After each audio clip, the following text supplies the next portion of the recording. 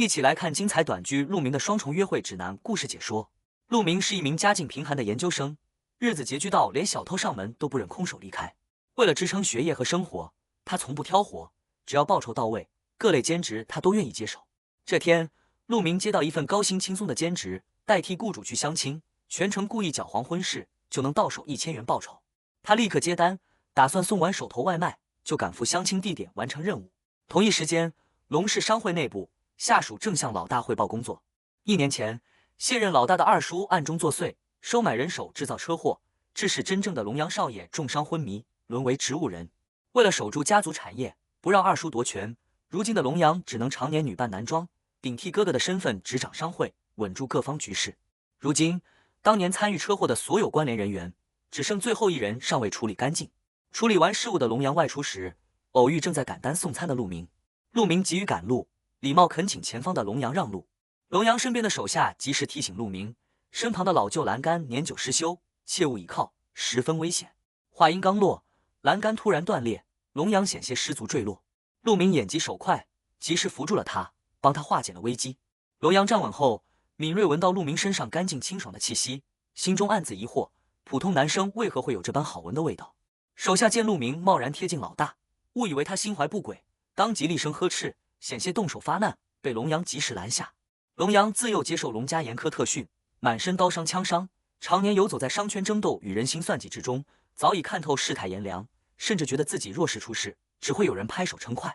陆明这份不求回报的纯粹善意，是他从未感受过的温暖，让他内心深受触动。龙阳主动提出要报答陆明，任由他提要求，但陆明全然没有放在心上。他看了眼手机，发现外卖即将超时，只叮嘱龙阳没事就好，简单道别后便匆匆离开。既要赶着送完外卖，还要赴相亲的兼职之约。陆明走后，龙阳心生好奇，吩咐手下立刻查清陆明的全部身份信息，以及他即将前往的相亲地点，想要摸清这个普通男生的底细。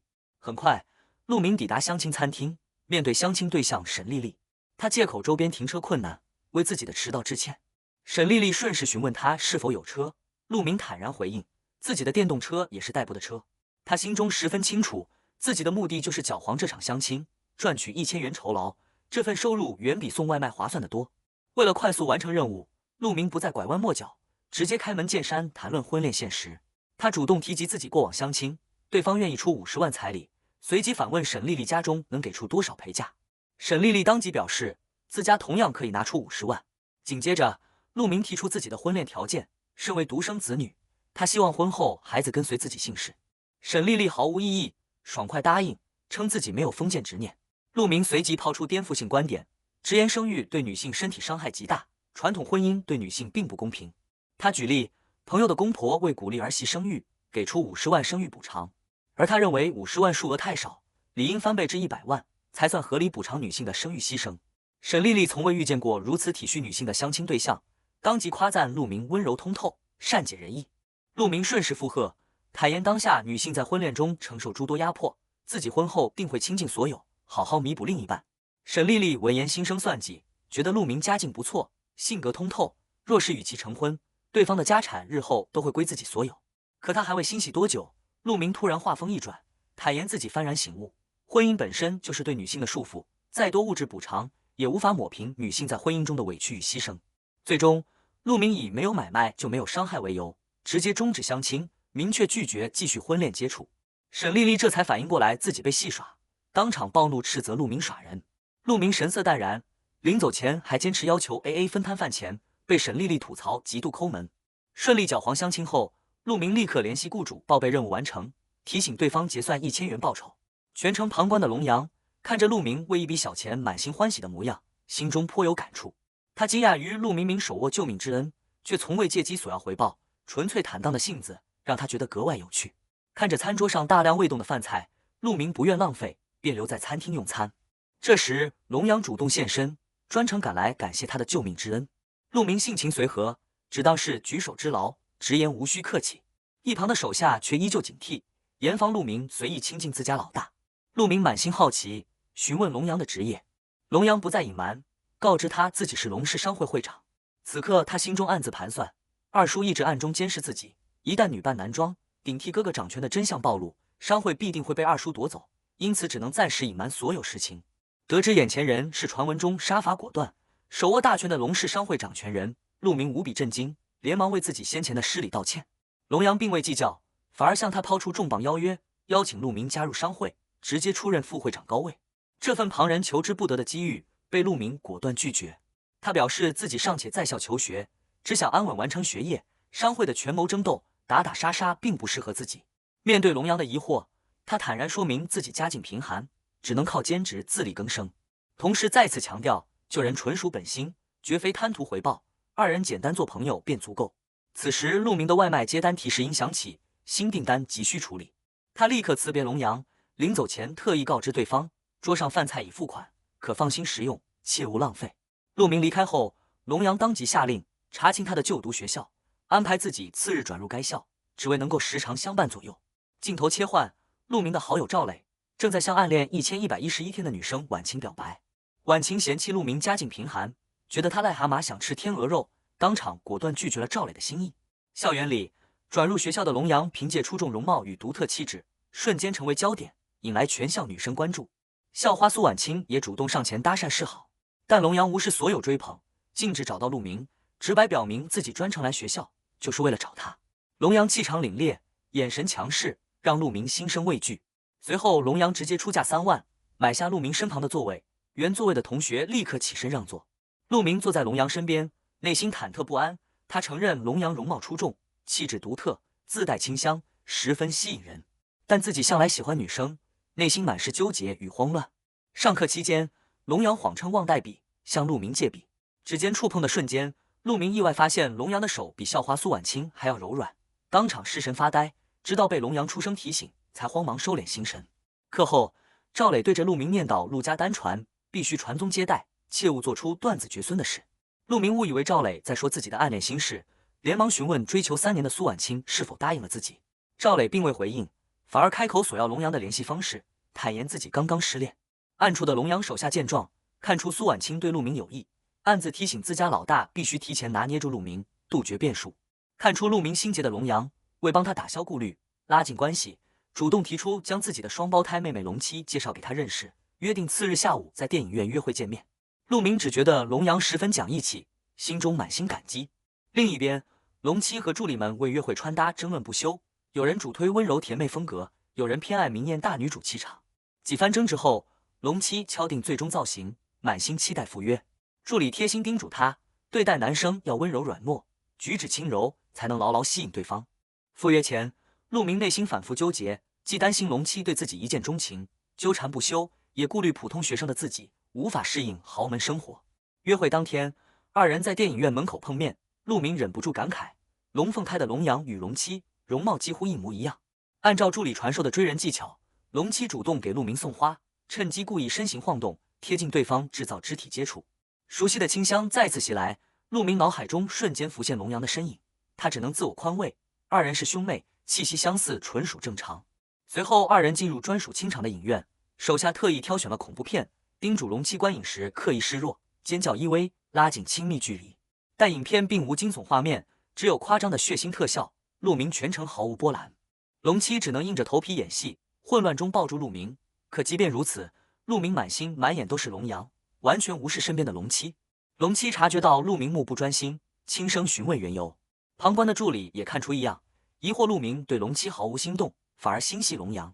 陆明被问得心慌，不停暗示自己是直男，最终心态崩盘，借口母亲喊自己回家吃饭，仓促逃离影院，将龙七独自留在原地。精心策划的约会彻底失败，龙七对着一众助理大发雷霆。此时手下传来消息，众人蹲守1月的商会叛徒终于有了线索。龙七立刻收敛情绪，安排人手盯紧陆明，自己带人前去抓捕叛徒。逃离影院的陆明找到好友赵磊，倾诉自己的异常状态。他坦言自己不再对女生心动，反而每次见到龙阳都会心跳加速，就连和龙七约会，脑海中也全是龙阳的身影，严重怀疑自己的性取向出现了问题。赵磊闻讯十分好奇，为帮陆明验证取向，立刻叫来多名漂亮女生，让陆明近距离接触测试反应。一众女生主动搭话，敬酒亲近，陆明全程疏离躲闪，坚守分寸，内心毫无半点心动，反而愈发焦虑困惑。就在陆明满心纠结时，龙阳突然带人闯入酒吧包厢，看到眼前场景，瞬间醋意大发，脸色阴沉。陆明见到龙阳，下意识脱口而出，自己总把龙七错认成他，而且相比龙七，自己更喜欢和龙阳待在一起。话音落下，陆明才察觉失言，慌忙想要逃离。拉扯之间，龙阳不慎咬破嘴唇，脚部受伤。手下又惊又怒，立刻追查怂恿陆明来酒吧的人。很快，始作俑者被带到面前，慌忙解释是陆明主动拜托自己，找人帮忙验证性取向，自己只是碍于兄弟情面帮忙。龙阳得知全部缘由，终于弄清陆明的反常举动，确认他对女生毫无兴趣。一旁的小弟趁机讨好龙阳，请求迎娶龙七，被龙阳厉声呵斥，直言他不配惦记自己的妹妹。对方吓得连连认错求饶，龙阳暂且放过他，同时安排他为自己做事。而龙七已然下定决心，无论陆明状态如何，都要将他拉回所谓的正轨，拿下陆明。次日，陆明在陌生房间醒来，满脸茫然。龙七守在床边，告知他这里是自己家，昨晚是自己将醉酒的他接回。陆明依稀记得昨晚是龙阳现身救了自己，还不慎咬伤对方，可龙七刻意隐瞒真相，一口咬定全程都是自己照料。陆明真假难辨，陷入自我怀疑。龙七谎称龙阳今日有事，不会来学校。心存疑惑的陆明私下询问赵磊，赵磊误以为龙阳有意撮合他和龙七，劝说他不该冷落龙七，应当主动登门道歉。陆明认同赵磊的说法，主动前往龙阳住处道歉。龙阳的手下早已备好方案，将陆明带到温泉会所，计划通过独处泡澡、近距离相处，潜移默化扭转陆明的心态。起初，众人打算让陆明帮龙阳搓澡拉近关系，见陆明十分抗拒，立刻启动备用方案。众人反复向陆明灌输多喝热水是直男标配的话术，全程以此引导他。中途，陆明突然腿抽筋，众人依旧让他喝热水缓解。陆明虽满心疑惑，却还是听话照做，短短时间内被迫喝下近20杯热水。过量饮水导致陆明出现轻微水中毒，身体不适。医生赶来检查后表示并无大碍，只需停止饮水，食用香蕉补充钠离子即可。休养期间，别墅佣人的闲谈意外揭露了惊天真相：1年前车祸昏迷，沦为植物人的才是真正的龙阳。如今掌权的龙阳一直都是冒名顶替的。得知真相的假龙阳又惊又怒，斥责手下的馊主意险些伤害陆明，严厉警告众人，陆明绝不能出半点意外。一众手下慌忙求饶，献上全新稳妥的方案，恳请老大再给一次机会。龙阳最终应允。陆明苏醒后，龙七按照新方案贴心喂食香蕉，故意打翻水果，散落花瓣，营造暧昧氛围，刻意拉近2人距离。即便如此，陆明依旧毫无心动之感，满心都是龙阳的身影。2名助理尴尬离场，龙七却误以为陆明只是不善表达心动，继续装作温柔体贴的模样。陆明无心应付龙七，径直上楼想要找龙阳。此时医生刚检查完真正的植物人龙阳，确认身体无恙后离开。假龙阳生怕陆明上楼发现真相，暴露自己女扮男装顶替掌权的秘密，内心极度慌乱。龙七极力阻拦陆明上楼，借口龙阳休息不喜被打扰，可陆明执意不肯退让，甚至怀疑龙阳身体出了意外。无奈之下，假龙阳立刻下令给房间加装门锁，彻底杜绝陆明闯入的可能。门锁刚装好，龙家二叔突然传讯，让龙阳和龙七立刻回家。假龙阳瞬间警惕，猜到二叔已然查到蛛丝马迹，借机发难夺权。一旦自己顶替身份的真相败露，二叔必定会彻底掌控龙氏商会，他只能强装镇定，带着龙七回家应对。回到龙家，二叔率先发难，质问龙七为何未一同前来，还当众斥责龙阳不懂规矩，不敬长辈，毫无教养。假龙阳气场全开，当场回怼，直言二叔不配提及自己的父母。二叔不再虚与委蛇，搬出商会传统，以龙七成年为由，要求他联姻为商会谋利，还拿出一众青年才俊，让龙阳挑选敲定婚事，想要以此牵制2人，掌控商会实权。假龙阳当场强硬拒绝，直言这些人全都配不上龙七，龙七无需为商会牺牲婚姻。二叔立刻道德绑架，质问他是否要与整个龙氏商会为敌，还刻意嘲讽陆明只是普通外卖员，根本配不上龙家大小姐。面对二叔的步步紧逼，假龙阳明确宣告自己才是商会掌权人，龙七的婚事、陆明的身份都轮不到旁人智慧，同时放出狠话，谁敢动陆明，必将付出惨痛代价。当众被顶撞的二叔心生愤恨，私下和儿子密谋，1年前的车祸没能除掉龙阳，如今只能改变策略，从陆明这个软肋下手，牵制龙阳，夺取商会大权。二叔的儿子立刻着手布局，打算找到陆明，用利益和威胁逼其归顺。与此同时，校园里的陆明满心纠结，他担心龙阳缺席课程是遭遇意外，又愧疚自己不喜欢龙七，害怕直接拒绝会伤害对方，彻底断绝和龙阳的兄弟情谊。思索再三，他将所有心事告知好友赵磊，反复叮嘱对方保密。赵磊得知龙七主动亲近陆明，陆明却毫无心动后，极力劝说他珍惜机遇，能迎娶龙家大小姐是天大的福气。但陆明态度坚决，不愿将就感情。心烦意乱的陆明依旧正常外出送外卖，送餐至103包厢时，被二叔的儿子带人拦下。对方直接拿出100万现金，利诱陆明留在龙阳身边做卧底，实时汇报动向，承诺夺权成功后给予更多丰厚报酬。陆明当场果断拒绝，直言龙阳身居高位，却从不轻视自己的贫寒出身，尚且赠予自己诸多好处，自己绝不会为区区100万卷入要命的权谋争斗。他还直言对方格局狭小，吝啬短视，根本不配执掌商会。陆明反复推脱，表明自己只是普通学生，无力承担卧底重任，恳请对方另寻他人。对方见陆明软硬不吃，态度瞬间凶狠，以杀人灭口相威胁，逼迫陆明妥协。一众手下立刻围堵陆明，冲突一触即发之际，龙阳带人及时赶到，气场凛冽地制止众人，怒斥对方胆敢动陆明就是自寻死路。陆明当即向龙阳说明全部经过，着重强调自己从未答应对方的卧底要求。二叔的儿子依旧嚣张跋扈，搬出家族势力威胁龙阳，声称自己若是出事，龙阳必将失去商会掌权之位。陆明不愿事态扩大，闹出人命，连忙劝阻龙阳得饶人处且饶人，避免冲动犯错。龙阳看在陆明的情面上暂时收手，但依旧惩戒了对方，让其彻底打消招惹陆明、觊觎商会的念头。事后，二叔的儿子向家人汇报情况，同时揭穿核心真相。如今的龙阳是冒牌货，真正的龙阳早已昏迷成植物人。为彻底揭穿骗局，夺回大权，众人立刻安排龙阳的青梅竹马未婚妻张子宁回国，让他贴身接近贾龙阳，搜集顶替身份的实证。风波平息后，陆明单独找到龙阳谈心，坦诚自己并不喜欢龙七，恳请龙阳不要再撮合二人，避免耽误龙七。龙阳满心不解，反复追问拒绝的缘由，怀疑是龙七做得不够好，甚至误以为陆明还心系苏婉清。陆明当即否认，坦言早已放下过往暗恋，拒绝的根源全在自己，与龙七无关，却始终不敢说出自己心动的人是龙阳。二人僵持之际，刚回国的张子宁突然现身，主动介绍自己是龙阳的青梅竹马与未婚妻。他满心委屈，抱怨龙阳出国留学1年，从未主动联系自己。贾龙阳瞬间慌乱，深知女子身份一旦与未婚妻近距离相处，必定暴露破绽，只能刻意疏离，以事务繁忙为由，让张子宁先入住酒店休息，次日再另行对接。一旁的陆明目睹全程，满心诧异，随即以外卖未送达为由匆忙告辞。张子宁看着龙阳反常的疏离态度，更加笃定眼前之人是冒牌货，坚定了搜集证据、揭穿骗局的决心。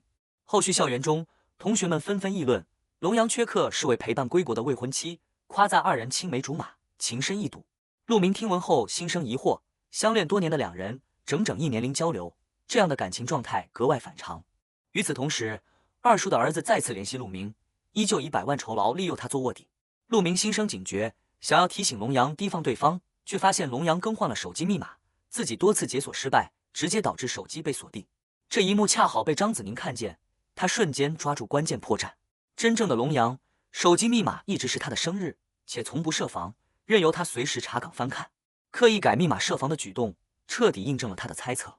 为进一步试探，张子宁故意吃醋闹脾气，质问龙阳是否变心，不爱自己。贾龙阳为掩盖破绽，只能耐着性子道歉安抚。张子宁顺势递水缓和气氛，暗中继续观察细节，想要搜集更多证据，彻底揭穿这场长达1年的顶替骗局。